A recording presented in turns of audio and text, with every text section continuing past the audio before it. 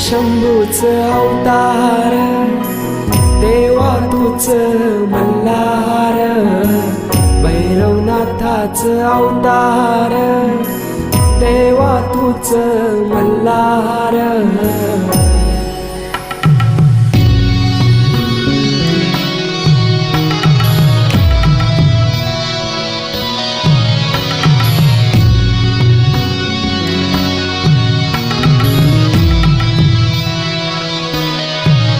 ठेवून बाणाई पहिल्या पायरीला, घेऊन मानसा देवी संगतीला, वध करूनी मनी मल्हार.